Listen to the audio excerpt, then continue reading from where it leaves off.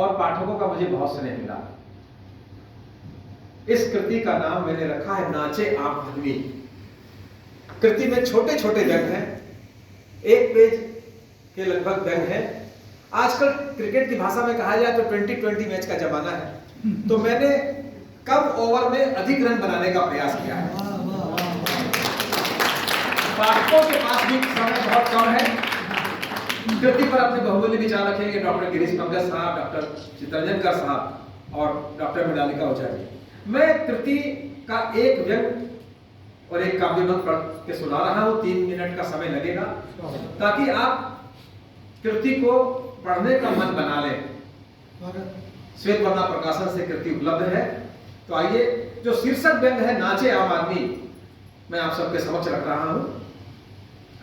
आम आदमी अपनी गृहस्थी चलाने के लिए दिन भर नाचता ही रहता है, मगर जब भी कोई उत्सव आता है, चाहे किसी का विवाह हो, जन्मोत्सव हो, सालगिरह हो, पर्व त्योहार हो या फिर कोई कथा कहानी पूजन ही क्यों न हो, वह फिर नाचने लग जाता है। मैं सोच रहा हूं कि गणेश विसर्जन में भी नाचता हुआ यह आदमी कुछ दिनों के बाद दाह संस्कार के वक्त भी नाचता हुआ नजर न आने लगे। बहुत सारे नृत्य हैं, कथक से लेकर कुचिपुड़ी तक, सभी को सीखना पड़ता है, मगर सड़कों पर होने वाले इस नाच को सीखने की कोई जरूरत नहीं है। बस कूदिए, उछलते उछलिए, यही नाच है। इस नाच पर अवश्य शोध होना चाहिए। विवाह के अवसर पर वर पक्ष खूब नाचता है। आजकल वधु पक्ष भी पीछे नहीं है। दूल्हे के दोस्त इस मामले में सबसे आगे रहते हैं। दूल्हे के दोस्तों का नाचना स्वाभाविक है। एक दोस्त का विवाह हो रहा है, अब उसके अनुभवों का लाभ सभी दोस्तों को मिलेगा। आजकल तो दूल्हा भी बार बार घोड़ी से उतर कर नाचने लग जाता है। धन्यवाद। उसे यह समझ में नहीं आता कि अब तो जीवन भर पत्नी के इशारों पर नाचना ही है, फिर इतना उतावलापन क्यों? दूल्हे के नाचने से, ध्यान चाहूंगा कि दूल्हे के नाचने से घोड़ी को बहुत राहत मिलती है।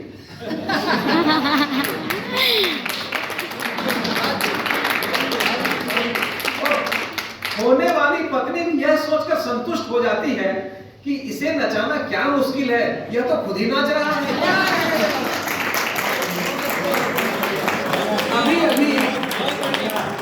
अभी एक सॉफ्टवेयर इंजीनियर की शादी में शामिल होकर लौटा हूं।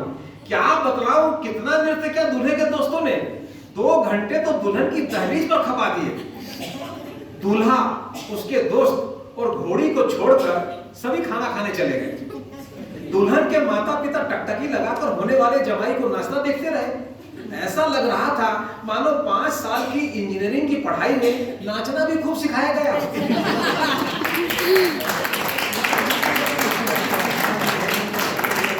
27 वर्ष का दूल्हा क्यों ना नाचे। अब तो 25वीं सालगिरह मना रहा पुराना दूल्हा भी खूब नाच रहा है। जो जितना नाचे वह पत्नी के प्रति उतना ही वफादार माना जाता है। चेहरे पर बिना कोई सिकन, बिना कोई थकन लिए बस नाचता रहे। अब तो प्रथम जन्म दिवस पर नन्हा बालक नाच लेता है, मानो नाचने से बढ़कर कोई प्रतिभा नहीं जिसे प्रदर्शित किया जा सके। पहले एक नागिन डांस शादी विवाह में खूब होता था। एक नचैया रुमाल से बीन बना लेता था। 2-3 सह नचैये नागिन के फन की तरह दोनों हाथ उठाकर रुमाल के इशारे पर झूम कर नाचते थे। उनके सारे कपड़े धूल में लिपट जाते थे। नागिन डांस करने वालों को बहुत ही सम्मान की दृष्टि से देखा जाता था। उनकी खूब खातिरदारी होती थी।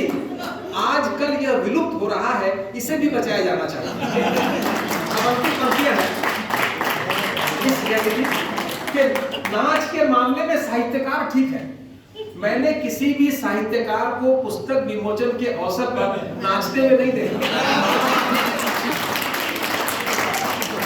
मैं न तो नाच का विरोधी हूं न शौकीन, मगर आजकल नाच को झूठी शान, प्रतिष्ठा और लगाव से जोड़कर देखा जा रहा है, जो ठीक नहीं है। कि छोड़ सभी संकोच, अब नाच रहा है आम, लगता है नाचे बिना नहीं सदे कुछ काम। धन्यवाद। 30 सेकंड का समय और दूंगा। एक काव्य व्यंग पढ़ता हूँ आपके बीच में, 30 सेकंड मात्र लगेंगे। शिक्षा और संस्कार की बात हो रही थी, एक काव्य व्यंग है थोड़ा कि शिक्षा और संस्कार की आज हो गई मुलाकात। शिक्षा और संस्कार की आज हो गई मुलाकात, लो बतलाता हूँ क्या क्या हुई बात। सर्वप्रथम संस्कार ने आगे बढ़कर झुककर शिक्षा को किया प्रणाम और कहा जय जोहार राम राम। संस्कार ने प्रणाम किया, जय जोहार राम राम।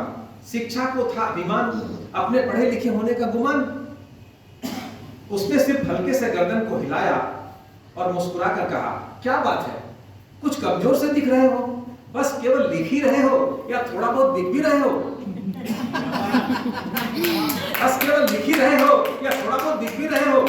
संस्कार ने स्वाभिमान से कहा जिस पर मूल्य लिखा रहता है वह बिक जाता है, जो मूल्यों के लिए जीता है वह रास्ता दिखलाता है।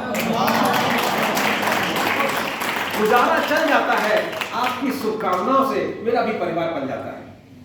अपनी सुनाइए, आप कैसे हैं बतलाइए।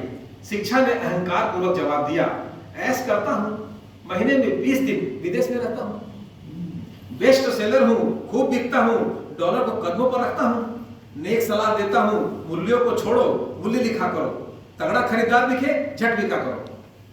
संस्कार ने विनम्रता पूर्वक कहा जो बिक जाए वह संस्कार नहीं हो सकता महोदय, ऐसी शिक्षा से किसी का उद्धार नहीं होता। बहुत बहुत धन्यवाद आप सबने इतना प्यार दिया, मुझे बिल्कुल नहीं मिली थी और मैं पुनः मंच के प्रति बहुत ही कृतज्ञता व्यक्त करता हूँ। डॉक्टर गिरीश